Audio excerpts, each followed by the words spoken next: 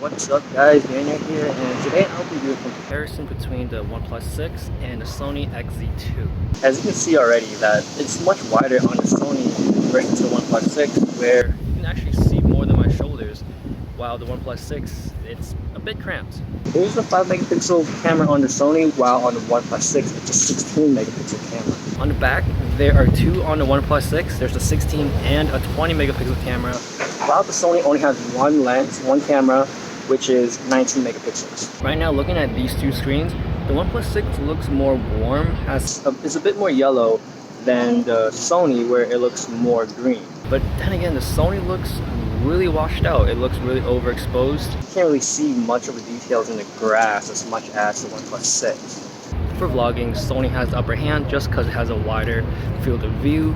So if you plan on recording arm's length, definitely I'll pick the Sony.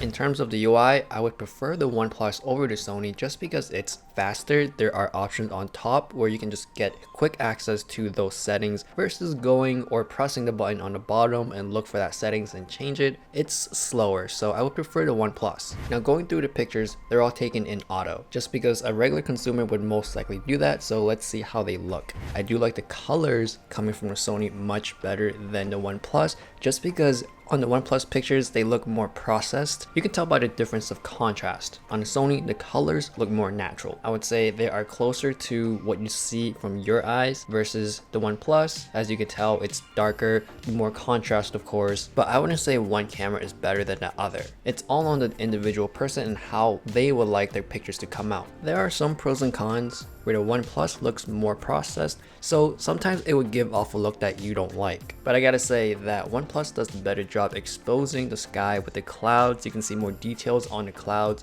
and the sky does pop out more. On a Sony, it seems more washed out. Some details are lost within the highlights, so you can't see as much texture as you can on the OnePlus. A great thing about the OnePlus having a processed image ready, it's basically ready to share on Instagram or Facebook, not too much editing that needs to be done. So in my eyes, the OnePlus 6 does a better job dealing with highlights and shadows when they're both combined within the same picture, like the sky and the dark shadows of the buildings. But maybe you like the natural look coming from the Sony. Now moving on to low light, I gotta give it to the Sony. It has more texture and it's a bit sharper. When there's more lighting or controlled lighting, the images look pretty much the same in terms of texture and sharpness, but again, the color on the Sony is much better. The differences on this picture is pretty small, but the color on the wall, it's more yellow on the Sony, which is closer to what I've seen in my eyes versus the OnePlus. On a Sony, the bokeh mode doesn't work too well on people, and there are more examples why on my specific Sony camera review, so go check that out. So in terms of portraits, the OnePlus 6 wins. And there's a couple of things the OnePlus has over the Sony, where the OnePlus 6 has 4K 60, so you can actually slow down your footage. And there's a telephoto lens, so you don't have to zoom in like the Sony would, since the Sony only has one lens. Both of these cameras do have image stabilization, but looking at these two, the OnePlus seems to do a better job than the Sony XZ2. Just like the pictures, the OnePlus does give a more vibrant look with the sky and the shadows. So again, the images and pictures coming off of the OnePlus seems more shareable right away than the Sony. Not only the contrast is different, but on the OnePlus, the saturation and vibrance is so much more stronger than the Sony as well. I think the biggest problem is the dynamic range on the Sony, especially in the highlights where, of course, as you look in the sky, it's completely white, whereas on the OnePlus, you can actually tell the blue in the sky. For low light, there is a difference. For Sony, it seems it's darker, less exposed,